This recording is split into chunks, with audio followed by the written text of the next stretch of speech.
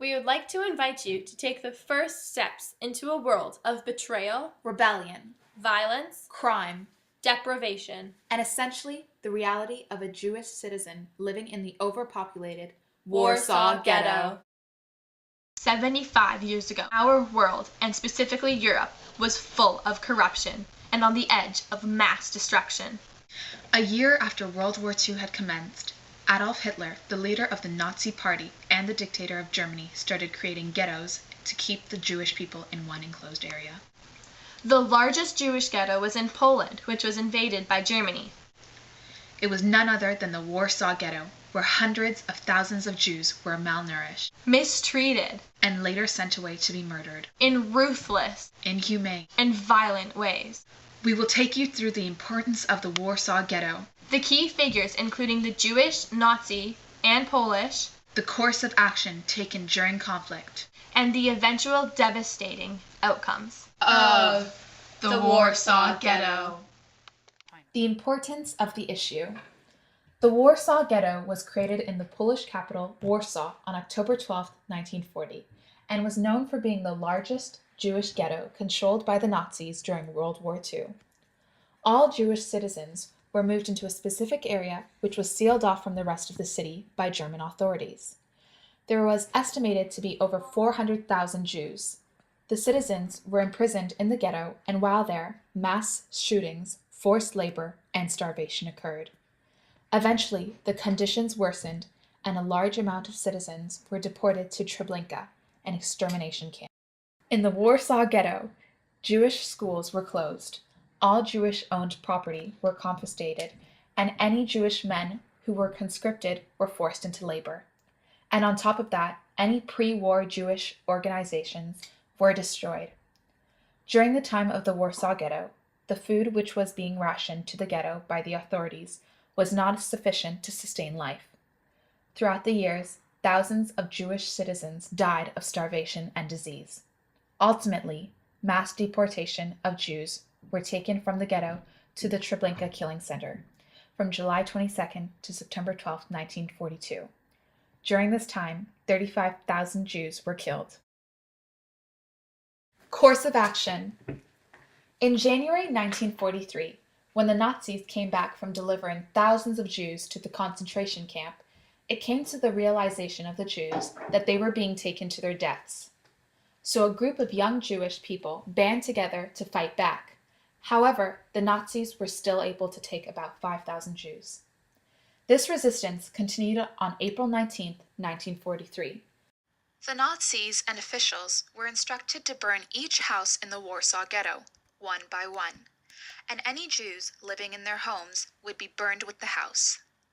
Jews were actually notified of the liquidation beforehand and in turn waited for it to commence while they stayed in their bunkers.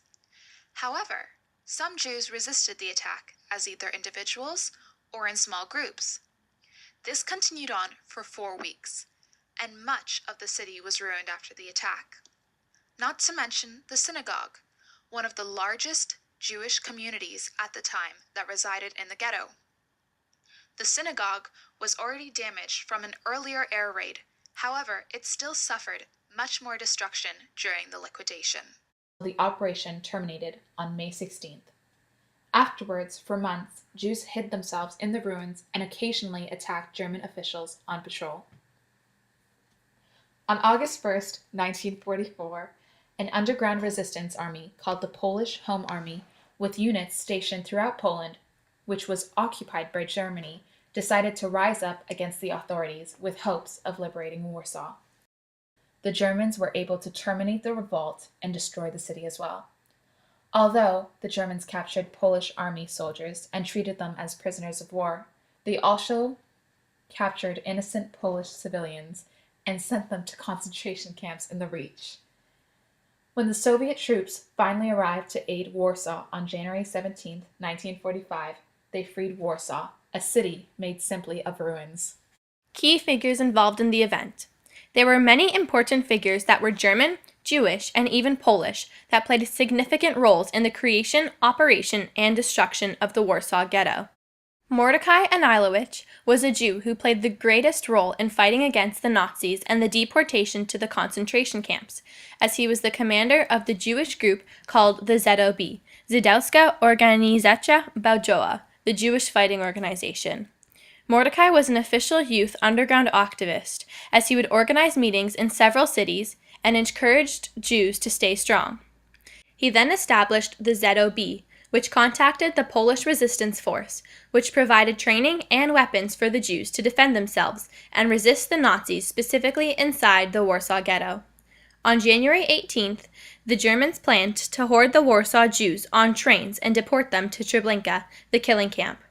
However, the Jews caught the Nazis off guard as they retaliated by using smuggled weapons, resisted going into the railroad cars, and many hid in designated hiding areas. The Germans continued to deport many Jews, but less frequently. On April 19, 1943, SS General Jürgen Stroop ordered for the remainder of the Jews to be deported and exterminated. However, this marked the day of the Warsaw Ghetto Uprising. 750 Jewish fighters fought against the Nazis, who at first retreated from the ghetto. However, the Nazis shortly returned, burned down the ghetto, captured the ZOB headquarters, and murdered Mordecai Anilowicz and many others. On May 16, 1943, the fighting was over, and the Jewish resistance was now non-existent according to the Nazis. A few months later, on August 1st, Bor Komorowski, the general of the Polish Home Army, decided to start another uprising in the Warsaw Ghetto. Germany was not able to defend themselves well, therefore Jürgen Stroop of the Nazi army was replaced with SS Obergruppenführer Bach-Zelewski. However, the Nazis came back and reclaimed Warsaw by the end of September. The Polish Red Cross then negotiated with the German commander on October 2nd for a ceasefire. Now a short video. With a pre-war Jewish population of over 350,000, Warsaw was home to Europe's largest Jewish community and a center of Jewish life and culture in Poland. The city fell to German forces in late September 1939. Beginning in October 1940, the Germans forced Warsaw's Jews, about 30% of the total population, into a ghetto that covered only 2.4% of the city. To prevent movement to and from the rest of Warsaw, the ghetto was closely guarded and enclosed by a wall that was over 10 feet high. Impoverished ghetto residents struggled for survival. In 1941 and 1942, Jews from surrounding communities were deported to the ghetto. At its height, the population exceeded 400,000. In July 1942, the Germans began mass deportations to the Treblinka extermination camp, about 50 miles northeast of Warsaw. Ghetto residents were forced to an assembly point and crowded into railroad freight cars. When they arrived at Treblinka, most deportees were killed. By September 1942, the ghetto population was reduced to about 55,000.